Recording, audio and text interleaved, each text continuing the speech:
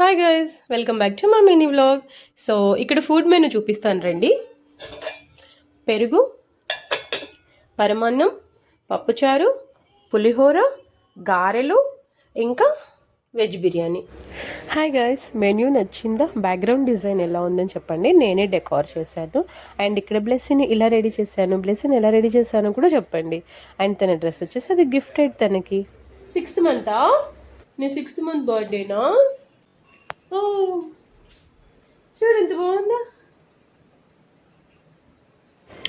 Actually ఈరోజు బ్లెస్సీకి 6th month 6th day అనమాట. అంటే తనకు రైస్ ఫీడింగ్ చేసేయచ్చు.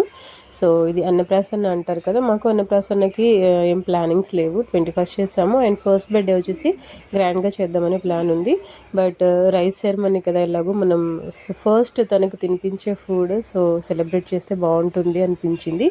అండ్ మా ఇంట్లో మా చిట్టి తల్లిది ఏదైనా సరే ఫస్ట్ ఈవెంట్ అనమాట ఇది. బ్లెస్సీ కార్డ్ది విడిసి మేము కామన్గా చేస్తూనే ఉంటాం కదా ఇంతకుముందు.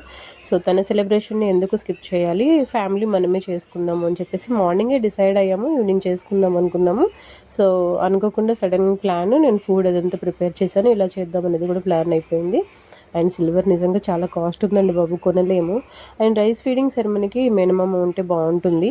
బట్ మాకు ప్లాన్ కాదు కాబట్టి వాళ్ళు రాలేకపోయారు. ఈవెన్ దో వాళ్ళ బ్లెస్సింగ్స్ మా పిల్లలకి ఎప్పుడు ఉంటుంది, అది హ్యాపీ.